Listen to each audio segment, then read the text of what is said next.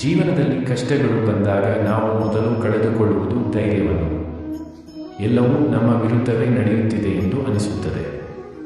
ಆದರೆ ಅಂತಹ ಸಮಯದಲ್ಲಿ ಶ್ರೀಕೃಷ್ಣನ ಮಾತುಗಳನ್ನು ನೆನಪಿಸಿಕೊಳ್ಳಬೇಕು. ಕೃಷ್ಣನು ನಮಗೆ ಹೇಳುವ ಸಂದೇಶ ಒಂದೇ: ಕಷ್ಟ ಬಂದಾಗ ಹೆದರಬೇಡ, ನಿನ್ನ ಕರ್ತವ್ಯವನ್ನು ಮಾಡುತ್ತಾ ಮುಂದೆ ಸಾಗು. ನಮ್ಮ ಜೀವನದಲ್ಲಿ ನಡೆಯುವ ಪ್ರತಿಯೊಂದು ಘಟನೆಗೂ ಒಂದು ಕಾರಣವಿರುತ್ತದೆ. ಇಂದು ನಾವು ಅನುಭವಿಸುತ್ತಿರುವ ನೋವು ನಾಳೆ ನಮ್ಮ ಜೀವನಕ್ಕೆ ಒಂದು ದೊಡ್ಡ ಪಾಠವಾಗಬಹುದು. ಕೆಲವರು ನಮ್ಮನ್ನು ಬಿಟ್ಟು ಹೋಗಬಹುದು, ಕೆಲವರು ನಮ್ಮನ್ನು ಅರ್ಥ ಮಾಡಿಕೊಳ್ಳದೇ ಇರಬಹುದು. ನಾವು ಎಷ್ಟೇ ಒಳ್ಳೆಯದನ್ನು ಮಾಡಿದರೂ ಕೆಲವೊಮ್ಮೆ ನಿರಾಶೆ ಎದುರಾಗಬಹುದು.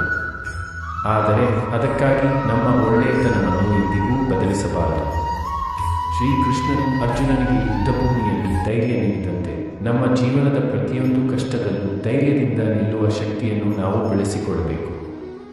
ನಿನ್ನ ಪ್ರಯತ್ನವನ್ನು ಯಾರು ನೋಡದಿದ್ದರೂ ಪರವಾಗಿಲ್ಲ, ನಿನ್ನ ಕಣ್ಣೀರನ್ನು ಯಾರು ಅರ್ಥ ಮಾಡಿಕೊಳ್ಳದಿದ್ದರೂ ಪರವಾಗಿಲ್ಲ.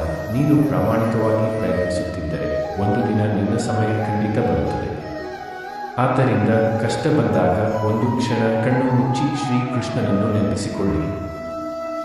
ಕೃಷ್ಣ, ನನ್ನ ದಾರಿ ನನಗೆ ತಿಳಿದಿಲ್ಲ, ಆದರೆ ನೀನು ನನ್ನ ಜೊತೆ ಇದೆಯೇ ಎಂಬ ನಂಬಿಕೆ ನನಗಿದೆ.